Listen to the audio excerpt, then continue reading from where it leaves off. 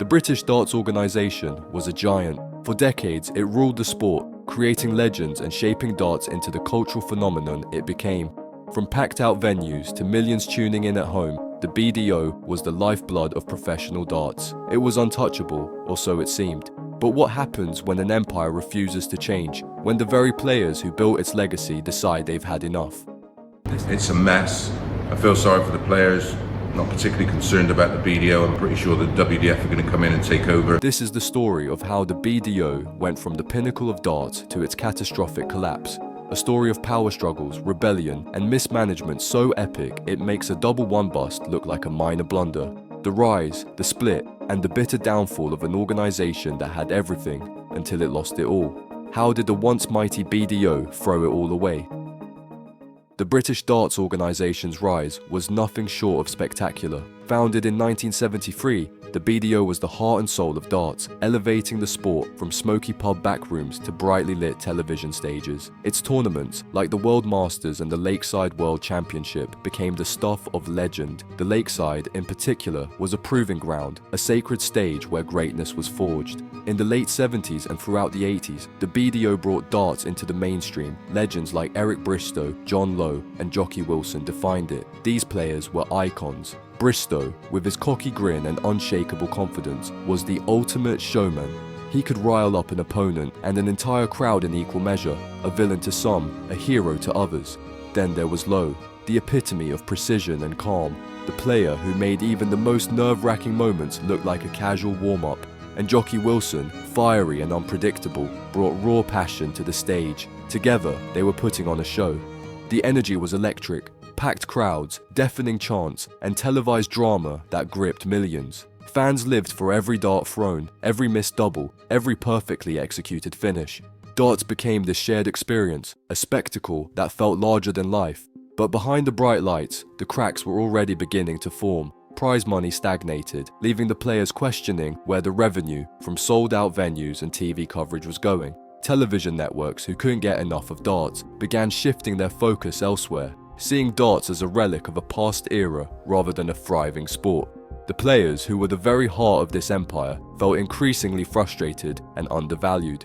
The resentment simmered quietly at first. The players had carried the BDO's success on their backs, yet their paychecks didn't reflect the hours of grueling matches and the immense pressure of performing on a national stage. And then came the missed opportunities, the lack of innovation, the reluctance to adapt to a changing audience, and the sense that the BDO was more interested in preserving its traditions than securing its future. For players like Bristow, Taylor, and Lowe, it wasn't just about the money, it was about respect. They were entertainers, carrying the sport to heights it had never seen before. And yet, as the sport began to wane in popularity, it felt like the organisation that had once championed them was now holding them back. The frustration didn't fade. It grew, spreading among the sport's top talent. Beneath the surface, the tension was building, and it was only a matter of time before it erupted. What followed wasn't just a disagreement, it was an all-out rebellion that would change darts forever.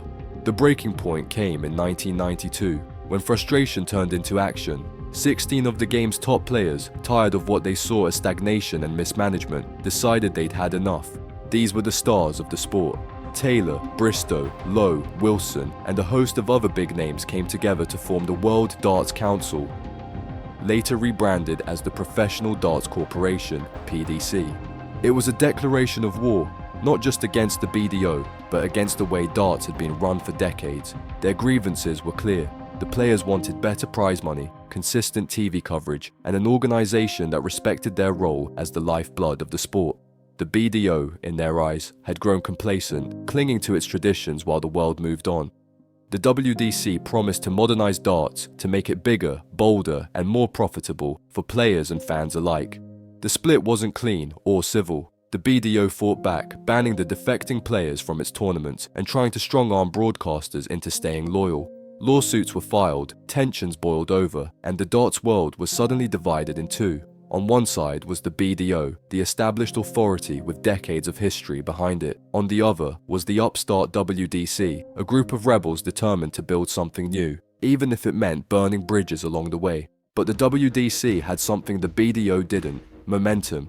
Their events were fresh, exciting, and modern. They introduced innovations that felt revolutionary at the time. better production values, more engaging formats, and player walk-ons that turned darts matches into full-blown spectacles. Fans loved it, sponsors loved it, and the players, finally getting the recognition and pay they deserved, thrived. The BDO, meanwhile, clung to its traditions. It doubled down on its old ways, insisting that it was the true home of professional darts, but it wasn't working. As more players defected to the WDC, the BDO's tournaments lost their prestige. The Lakeside World Championship, once the pinnacle of the sport, began to feel like a shadow of its former self. The BDO was still sailing, but on a sinking ship. By 1997, the battle reached its conclusion in court.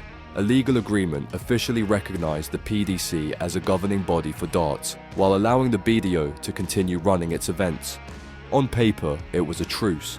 In reality, it was a turning point. The PDC was on the rise, and the BDO, despite its history and tradition, was losing its grip on the sport it had once dominated. The split wasn't just a moment in darts history, it was a seismic shift. The BDO's refusal to adapt had created a vacuum, and the PDC was more than willing to fill it. What started as a rebellion had turned into a revolution, and the darts world would never be the same. The rise of the PDC was a masterclass in how to take something old and make it feel brand new. While the BDO clung desperately to its fading traditions, the PDC leaned into modernity. They created spectacles, lights, music, pyrotechnics, player walk-ons that rivaled rock concerts in WWE. Suddenly, darts wasn't just a sport, it was an event. And the fans, they couldn't get enough. Crowds packed into arenas, roaring with energy, turning darts into something that felt alive and electrifying. The PDC's World Championship at Alexandra Palace became the crown jewel, a tournament that oozed prestige and spectacle in equal measure. Compare that to the BDO's Lakeside event, which, while still respected, began to feel like a relic of a bygone era. It was like watching a blockbuster movie and then flipping the channel to a quiet documentary. It just didn't have the same pull anymore. I think the BDO's got a role to play, and it's not, I'm not being detrimental to them when I say I think they are the most important thing in amateur darts. Players thrived in this new environment. Phil Taylor became the face of the PDC, dominating the sport and cementing his legacy as one of the greatest of all time. The Power didn't just play darts, he owned it. Around him, a new generation of players emerged, drawn by the allure of bigger prize pools, brighter stages, and the chance to make a real living. The PDC wasn't just winning the battle for the sport's future, it was rewriting the rules entirely. Meanwhile, the BDO was stuck in a downward spiral of its own making. Its events struggled to draw top-tier talent, with many of its stars defecting to the PDC or simply fading into obscurity. Prize money stagnated even more, TV deals fell through, and fans began to drift away. The Lakeside World Championship, once the pinnacle of darts, became a quiet echo of what it used to be. Even the hardcore fans could feel it. The magic was gone. But it wasn't just about the money or the production values. The PDC understood something the BDO never seemed to grasp. Darts had to evolve. Fans wanted drama, excitement, and characters they could connect with. The PDC delivered all of that and more. The BDO, on the other hand, doubled down on its old ways, refusing to adapt even as its relevance faded further and further into the background. By the time the 2010s rolled around, the gap between the two organizations was painfully obvious. The PDC was a global powerhouse, expanding the sport to new audiences and new territories. The BDO, it was struggling to stay afloat, desperately clinging to its history while the world moved on. The writing was on the wall and everyone knew it. The only question left was how long the BDO could hang on before it all came crashing down. The BDO's downward spiral hit its lowest point in 2019 with an event so disastrously managed it felt more like satire than a professional tournament. The World Masters, a cornerstone of the organization's legacy, descended into chaos so profound it might as well have been scripted by a comedy writer. What was once the oldest major tournament in darts became a case study in how to lose the trust of players, fans, and sponsors all in one fell swoop. It started with a simple rule change. Players, including some of the BDO's top stars, were forced to enter the tournament at the floor stages instead of being seeded into the later rounds as they had been in years past. This wasn't a small tweak. It was a slap in the face to the very players who had given the BDO its prestige. Many of them walked away in protest, leaving the event without some of its biggest names. Add to that the fact that players were now being asked to pay £20 entry fees, another move that felt more amateur league than major tournament, and the cracks in the tournament's credibility began to widen. But this wasn't just about players being unhappy. The real disaster unfolded when the tournament organisers unveiled a draw riddled with errors. Fake names, duplicate entries, and players who didn't even bother showing up were somehow included. Imagine travelling across the country, or even the globe, only to discover your name wasn't on the list, or worse, that you were somehow playing against an opponent who didn't exist. It was so farcical that it bordered on absurdity. The logistical mess didn't stop there. Matches were delayed, practice boards were in short supply, and, in a moment that defies belief, players were asked to volunteer as markers to keep the games running. Yes, you read that right. Volunteer markers, at one of the sport's supposed marquee events. The atmosphere wasn't one of competition or excitement, it was frustration and embarrassment, with players openly questioning how the BDO could have let things fall this far. As if the chaos on the ground wasn't enough, the BDO couldn't even get the basics right. Prize money for the event was left undisclosed until late into the tournament, leaving players guessing what they were even competing for. Meanwhile, the organization's attempts to strong-arm players into signing restrictive contracts, blocking them from competing in rival PDC events, only further eroded what little goodwill remained.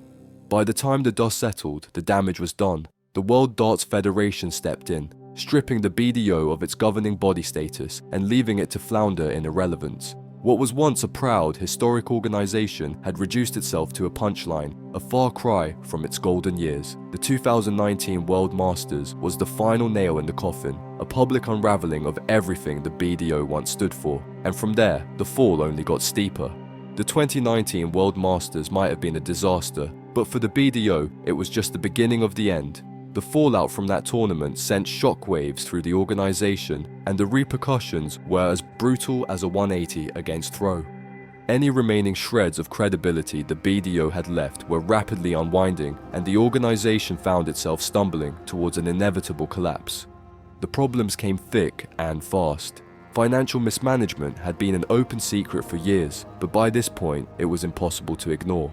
Players were promised payouts that never arrived or were significantly reduced, leaving many questioning why they were even showing up. It wasn't just about money, it was about respect. And for the players who'd spent their lives building the BDO's legacy, that respect was in short supply. As the PDC continued to thrive, drawing bigger crowds and offering prize pools that dwarfed anything the BDO could muster, the contrast between the two organizations became glaring. The Lakeside World Championship, once a proud staple of the darts calendar, began to look painfully outdated. The intimate charm of the lakeside venue, which once felt like a crucible of darts drama, now seemed small and underwhelming compared to the roaring arenas of the PDC. The atmosphere of prestige had been replaced by a grim sense of inevitability. The final blow came in 2020. The BDO World Championship, a tournament that had once been the pinnacle of the sport, was moved from Lakeside to a smaller, less iconic venue. The decision was met with outrage from fans and players alike, but the problems didn't stop there. Prize money was slashed further, and with no TV coverage to speak of, the event felt more like a local exhibition than a world-class championship. For an organization that had once stood at the forefront of darts, it was humiliating. Behind the scenes, things were even worse. Internal conflicts and poor decision-making left the organization scrambling to stay afloat. Attempts to secure sponsorship deals fell flat, and with dwindling ticket sales and player participation, the BDO was running on fumes. By the time the organization officially declared bankruptcy later that year, it felt less like a shocking turn of events and more like the inevitable conclusion to a story everyone had seen coming. The collapse of the BDO wasn't just the end of an organization, it was the end of an era. For decades, the BDO had been the heart of darts, the birthplace of legends, and the stage for countless unforgettable moments. The BDO, it's a shame, because they are the breeding ground. They're the ones what bring the champions through. You know, there wasn't one champion without the BDO. Not now, but there might be in the future.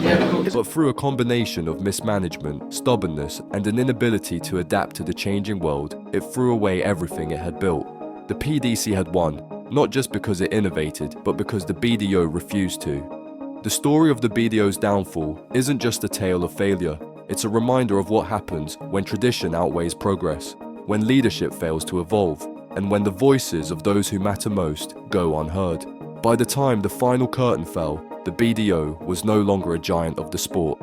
Yet, for all its failures, the BDO's legacy isn't entirely erased. It's easy to forget now, in the shadow of its downfall, just how important the organization once was. This was the group that gave darts its identity, its heroes, and its first golden age. Without the BDO, there might not have been a PDC. It laid the foundation for everything the sport has become, even if it couldn't keep up with its own creation. The fall of the BDO is a story darts fans will talk about for years, not just because of how it ended, but because of what it represents. The BDO thought its history would protect it, but history, as it turns out, is a poor substitute for progress. Darts didn't die with the BDO. It evolved. The PDC took what the BDO built and turned it into something even bigger, ensuring that the game would not just survive, but thrive. Because in darts, just like at the Jocky, complacency is the quickest way to lose. The collapse of the BDO marked the end of an era, but its story is far from forgotten.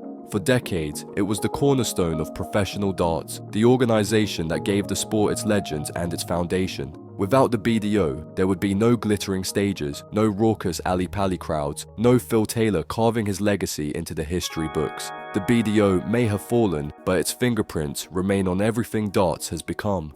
But for fans who grew up watching Lakeside, who remember the charm of its intimate setting and the raw drama of those early years, the BDO will always hold a special place. It may have faltered and collapsed, but its role in shaping the sport cannot be denied. The names, the rivalries, the moments, they're etched into darts history, even if the organization that gave them to us is no more. BDO's fall was spectacular, but its legacy is undeniable. And while the bright lights of the PDC now shine over the darts world, somewhere in that glow is the shadow of the BDO, a reminder of how far the sport has come and of the empire that helped it get there. But while the old guard has faded, darts continues to thrive, producing new stars and personalities that keep the sport alive and exciting. Speaking of rising stars, there's one name that's been lighting up the darting world lately: Luke Littler. At just 17 years old, Littler isn't just the future of darts, he's the here and now, with a lifestyle that's equal parts talent and determination. Ever wondered what life looks like for one of the sport's brightest young prospects? Click here to dive into the incredible world of Luke Littler and see how he's making his mark on the modern dart scene.